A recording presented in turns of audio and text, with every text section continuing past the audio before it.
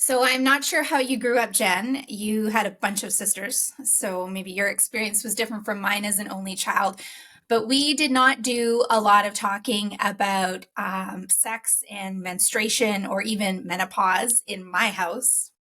Well, like you said, I had older sisters, so I knew I always had people to turn to with questions. But whether they were giving me the right answers or not, debatable. Frankly, they should still apologize to me for the crazy things they told me when I was a kid, like I was going to lay a marble when I was 12 years old when I first got my period. That's terrible. So what you're It's saying is awful. you could have used a Dr. Jen Gunter in your life. Oh, I could have used a Dr. Jen Gunter in my life, or at least her fact filled, no BS books on women's health. Dr. Gunter is an obstetrician and gynecologist, a pain medicine physician, a podcaster, and a best selling author. Think the Vagina Bible, the Menopause Manifesto, and her latest book, Blood. And we're so excited to have her on here as our guest on the Honest Talk to discuss women's health and her own life. Dr. Gunter, welcome. Thank you for having me. So no marbles today, traumatizing.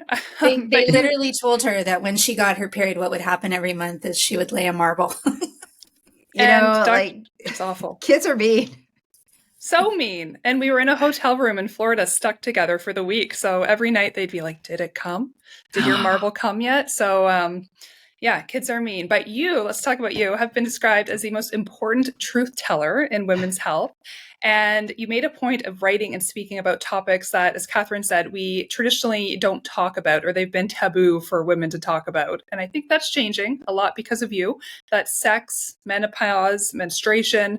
Why did you decide to talk so openly about these topics and really be an advocate for kind of breaking down that barrier of, taboo around these topics? Yeah, well, I realized that, my patients were coming in, really uninformed about their bodies and, what was the history of that? Well, nobody's taught about it in school because if something terrible is going to happen to you if you learn, for example, how your uterus works, but not if you learn how your kidneys work, right? Like, so something Right. terrible is going to happen to you. I don't know what that terrible thing is, but something terrible. So, people weren't learning facts in school. They were having trouble at the doctor's office navigating things because they didn't have the words. And pardon me. And then they were also, falling prey to misinformation online because, again, if everything's shameful or shrouded in mystery, where do you go? You go to other sources to learn. And so I just kind of got obsessed with the idea, like, how do people not know this? And it could be about vaginal health or about menopause or about menstruation. And so I started with kind of my crusade to, fix disinformation about the vagina. And then I moved on to menopause. And now I'm here looking at the whole menstrual cycle. Can you talk to us a little bit about your latest book, Blood? Because you say on your website, and I found this really interesting, you say that the patriarchy has weaponized menstruation. And I wondered if you could talk to us about what that means to you. Yeah. So, almost every major organized religion, has some kind of, taboo or issue related to menstruation. Many cultures have, and it's been there since, the beginning of medicine with the Greeks. And so this idea that menstrual blood was polluting or dirty or toxic is really, cross-cultural in many cultures, not everyone, but many. And a very effective belief, right? If you want to control half the population, oh, look, here's a visible sign that you're dirty and toxic is a great way to go about it. And, when you tell people that, that this is poisonous, this is dirty, this is damaging, this is shameful, it's because your body is inferior, that has a lot of ramifications. And, it's interesting because, women were valued as basically breeders or what land you could bring to the relationship, or, and this idea that, that you've sort of had this whole thing weaponized against you, right? You're supposed to have a lot of babies, but you're also not supposed to have any sex at all. So, this sort of this like weird, like you walk this like narrow edge of a knife. And even then you're still not perfect, right? So yeah, this idea that, that women are sort of inferior based on their biology is really baked into us on many different levels. You've talked about the fact that there's a culture of shame, and we were just talking about that when it comes to our bodies. Why do you think we're so uncomfortable about this? Well, I mean, I think, the short answer is the patriarchy. Yeah. That again, it serves the people in power who want women to not be in power for them to not know about their biology. It serves them to not be able to control reproduction and to live a life of poverty. It serves people in lots of ways. I mean, it serves bad people in lots of ways. Mm. So yeah, I think that, and what's the best way to prevent people from getting knowledge about their body is to tell them the very thing they want to learn about is shameful. Hmm. Can we also talk about women's health in general in terms of healthcare and research? Because I mean, these are areas that you work in, but man, I am just constantly amazed at the fact that we really do underfund women's health. We don't focus on research that's specific to women's health. Why do we have a problem with doing that? What is it that in 2024 we still don't understand that women and men are different and need different research and need access to different kinds of care? I mean, the short answer is capitalism. It's easier to study things in people whose biology is the same every single day, right? So the short answer is, if you want to design a drug and you want to get it out there, it's cheaper for you just to study it in men, because you're going to have a larger patient population to study it in women. You're going to have to account for all those cyclic variations. Now, I'm not saying that's right at all. I think that's why we need governments to say, hey, if you want to design a drug, you have to be able to make sure that drug is applicable for everybody, who could take it. Obviously, if it's a drug for erectile dysfunction, it doesn't need to be studied. But you know what I'm saying? Like, if you're going to study if you're going to study a drug for high blood pressure, you're going to study a drug for diabetes, you have to have an equitable population. You have to have the population who's going to take that medication represented. And in the United States, legislation requiring that didn't happen until 1993. So, I was already a doctor. So it's pretty crazy when you think about it. Wow. And I think so, in addition to sort of the capitalism aspect of things, is the fact that it was viewed to be unimportant. If you view women as inferior or lesser men, then you think that the biology for men is just going to work for them. You can kind of retrofit it. And, when all the professors are men, all the doctors are men, all the deans are men, all the writers of textbook are men, the illustrators of textbooks are men. No one's around to go like, hey, wait a Hmm. minute, so that just became the standard for so long. And I mean, now things are definitely changing. We have, many more women in medicine, many more women in research, many more women in government. However, there's still a glass ceiling, right? We don't have that many women who are deans. We don't have that many women who are world leaders. We don't have that many women who are provincial leaders, right? We don't have that many Hmm. women who are, chairs of departments. So we're still like, it's rising, but we're still not at that sort of parity at that level. So, I think that there's so many things we don't know because of this. I mean, not just for women's health, right? I mean, for example, polycystic ovarian syndrome is the most common hormone disorder that affects women of reproductive age.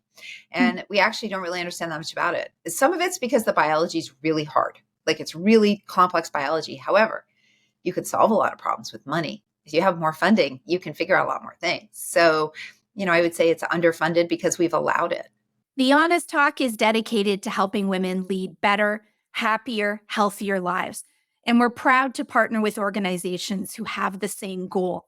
One of those organizations is the Canadian Women's Foundation, and we're honored to share a message from them with you now. Facebook, Twitch, Tinder, X, Instagram, TikTok, LinkedIn, Zoom. 1 in 5 women face online harassment. Young women, racialized women, and 2S LGBTQIA+ people face greater risks. Join me, Andrea Gunrach, for All Right Now What, a podcast from the Canadian Women's Foundation. We're delving into gender digital hate, harassment, and abuse. We'll offer tips and talk about what it means to take back the tech. Listen to All Right Now What where you get your podcasts.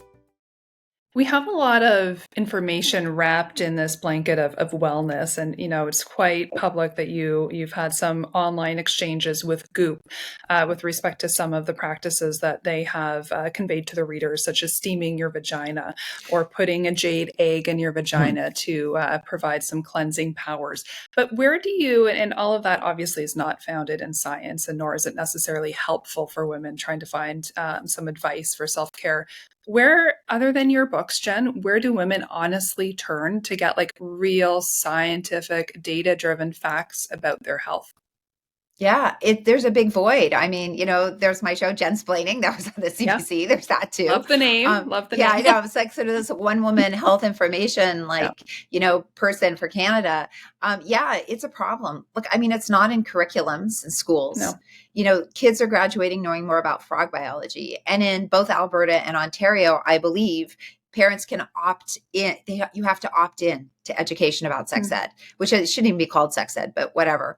And when you say you have to opt in, that means the baseline is opting out. So that tells parents that it's dangerous, right? It conveys that Right. sense of danger. Oh, I shouldn't opt in. That's harmful for my kid. So even just having that language, and of course it serves, extremists to have you learn less about your body, which is really terrible, right? Like if you think about like you have a provincial healthcare system, it's better for the healthcare system to have everybody educated. So then they don't ask for tests they don't need. They come in when they're early in the stages of illness. So when treatment is cheaper, I mean, never mind it being the right thing, right? Like it's financially better if you're running the healthcare sort of as a business for people to be educated. So yeah, it's a problem. People are learning less and less, I think, about their bodies than I even learned, and that's like pretty bad.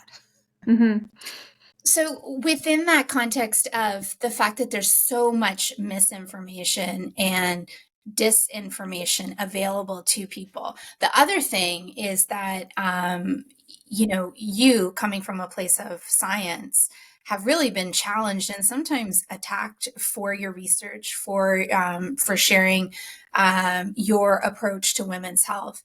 I think what a lot of us admire is that you throw it right back at people. That takes a lot of courage.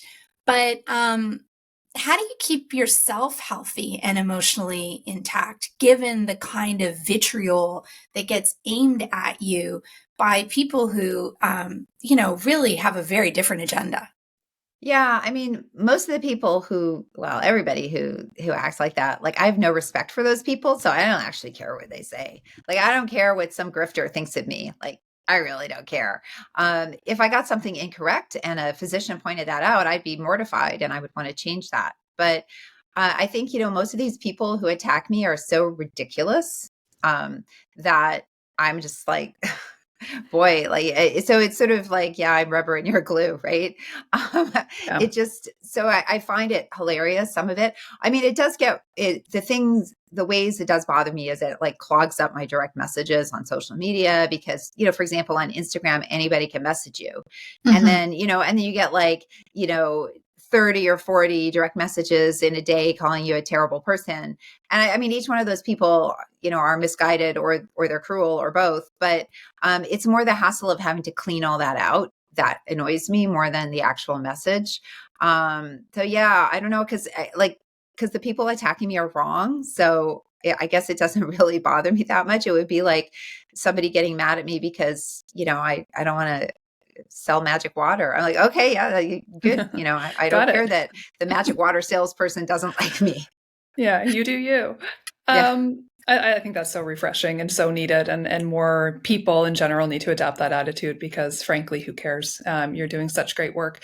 Not to oversimplify it, but frankly, I'm just personally curious. Through all of your work, Jen, what's the number one thing you want women to know about their periods and about menopause that we never talked about?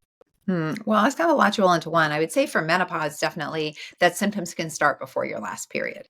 So I think that's like a real common myth that you have to have your last period to have symptoms. So I would say that symptoms can start before. And that almost all symptoms can be managed in some way. I would say the thing I would want every woman to know is the most important thing for your health is exercise. I don't like that answer either. I'm not saying I'm happy about it. I'm not. But when we see the loss of muscle mass that women have as they age and their increased risk of osteoporosis and heart disease, diabetes, dementia, all these things, exercise reduces all those, right? Yeah. And so we all talk about like biohacking. Well, you know what? The best biohacking, if you want to use that term, is exercise.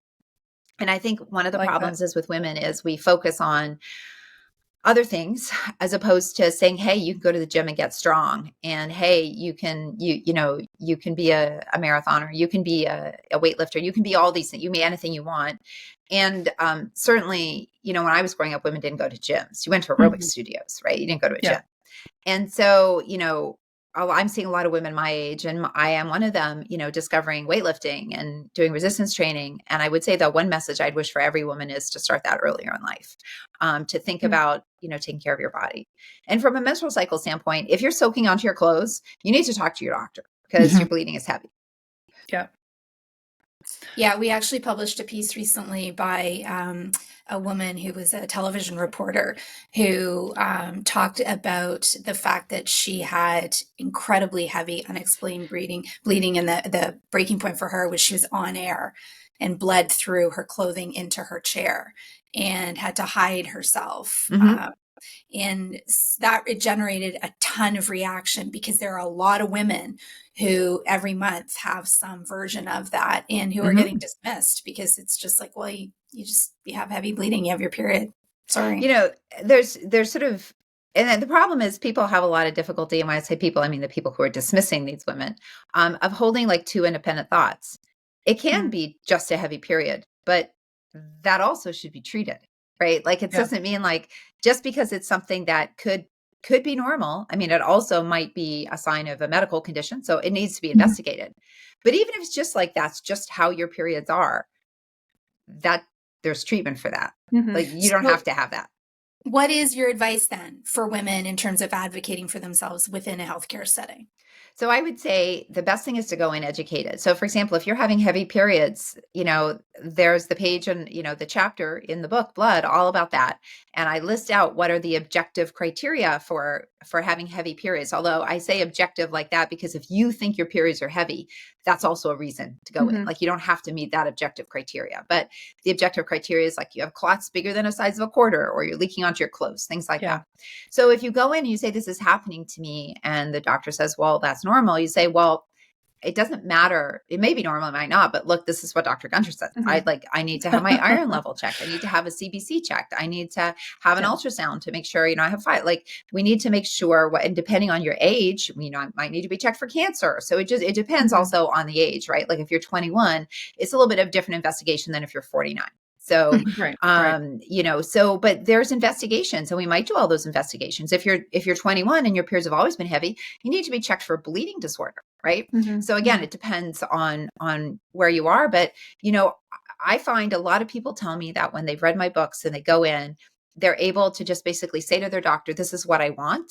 And their doctor's like, oh, that's totally reasonable. And then they get it because, they've come in with good evidence-based medicine.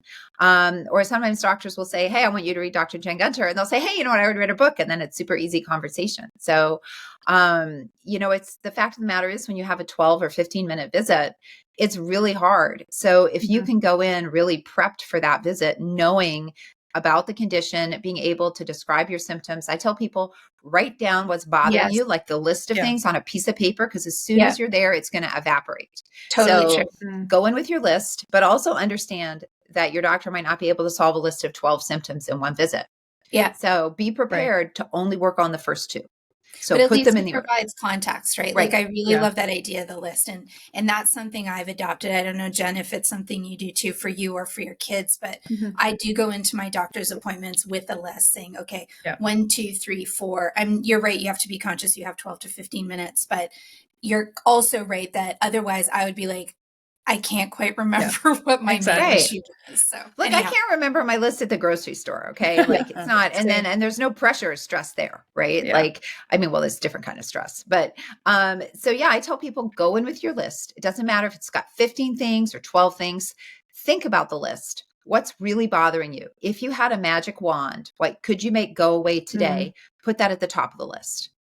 Make sure your doctor sees the list, because sometimes what's not really bothering you, but it's on the list, is actually something that really bothers your doctor. So for example, if you have bleeding between periods, that might not bother you too much, but your doctor might say, hey, you know what, you're 49 and I'm worried that could be a sign of cancer. So we need to move that to the top of the list. So you just want your doctor to see the list. And then if there's nothing on the list that's like, red flags, alarm bells, then you want to focus on, pick the first two things that you'd like to be better, and then work on those, because sometimes the other things fall into place once you work on those top two. I like that. I just laughed when you were talking because I loved the idea of a bumper sticker that says, this is what Dr. Jen Gunter says, because I think that would help. I think that would honestly help so many women. Dr. Gunter, you are Canadian by birth and you're living in the US. There's a lot of talk right now and a lot of fear about women's freedom being under fire in the US. And unfortunately, a real possibility that the US may elect again a man with some fairly stark misogynistic tendencies. Yeah. Again, and that's scary. Against this backdrop, what's giving you hope right now? Well, it's really hard down here actually to have a lot of hope because you see like large publications covering the multiple trials of Donald Trump Yeah. as if it's just like regular news, right? As if it's not something so far out of the ordinary, right? Like it's like he's late on a homeowners association dues, right? Like that's the weight that they're giving it. So it's really hard actually to be hopeful because I feel like the press in the United States is very invested in treating this wannabe dictator who's a serial sexual assaulter who has, who is responsible for the fall of Roe in the United States, Roe versus Wade, to treat him like he's a normal person in the bounds of sort of, normal right and left discussions, right? Like he's not. He's, in this whole different category, who's talked about Putin like he's like a great person. Like it just goes on and on. So it's very concerning to see his behaviors normalized in the press. I mean, I think the one thing that's given me hope is that when abortion was put on the ballot, as in you're going to lose the right to abortion, it said specifically that people turn out and vote in droves and they vote to support it, to support abortion rights. So I think that tells us that we actually have to be very explicit that speaking in euphemisms about like abortion might make some people feel more comfortable, but they're not the people who are really like interested in rights. And so I think it really tells us that people need to know what's at risk. We have to say that. And so the fact that when people are actually, it's put in front of them that that's the concern, that they get out and vote, it actually tells me then that the media is responsible for a big percentage of kind of these campaigns of disinformation, and obviously the politicians as well. So so I would say that that's giving me hope. And I would also say, like, for people in Canada, like, don't assume that, that you're safe, that, fascism is always one election away. And, certainly when you see things like in Alberta and Ontario at a provincial level with, complete catastrophic, like underfunding of the healthcare system and, opting out or, of learning about sex ed and things like that. I mean, it's, there should be a lot of like, bells and whistles going off for people. Can we just finish maybe by asking you about what we tell our kids too? Because with regards to the topics that you have based your career around, Jen and I are both parents. You're also a mom. I think we talk really openly with our kids now about a lot of these things in ways that off the top of this interview, we were saying that's not necessarily how we were raised. But what do we tell our daughters? How do we talk to our daughters? But also, how do we talk to our sons? How do we ensure that we're raising sons who are also attuned to this and part of the journey with us and supportive and advocating for us too? Yeah. So I think you talk to your kids, regardless of their gender, the same way. Use the same language. You don't there's nothing segregated, nothing secret. I mean, nobody has to know about your own bodily functions, but like when you're talking about just learning about it, you don't need to there's no boys and girls. Like just talk to everybody. Use the words use the words vulva and vagina, normalize saying them at an early age, penis, scrotum, like they're not harmful words. So I would say just normalize it. Answering questions. Don't be worried that when the kids ask questions, just tell them what happens. One of the greatest pieces of advice I got from somebody who's a sex ed educator is use sort of grade appropriate language and just keep talking until they tune out. And as soon as it looks like they've tuned out, just stop mid-sentence. Doesn't matter. They're bored. They've tuned out. But they'll keep listening if they're interested. And yeah, I mean, I have two boys, and nothing bad happened to them by learning all these words early. I mean, they were certainly more exposed than most people because of the books and the reading material lying around and all that kind of stuff. And I'll tell you a funny story. I was a few years ago, so my kids must have been like 14 or something because they're twins. I was wearing a very short dress and I made a casual joke like, oh, this is vagina skimming. And my son corrected me, said, you mean vulva skimming, Mom?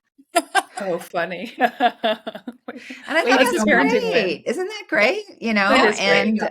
and so yeah, and you know, they just one of my sons is like really proud that when his friends who are girls talk about having menstrual cramps or things like that, he'll be like, hey, do you know you should take ibuprofen? Or hey, did you know that you should see your doctor about that? Like that, you know, and I have to say, I think women are very happy when they see men taking an interest in what's going on. And I actually had a couple of producers on book tour who are guys tell me, you know, they have to read the book for the segment, and their wives were thrilled that they'd read it.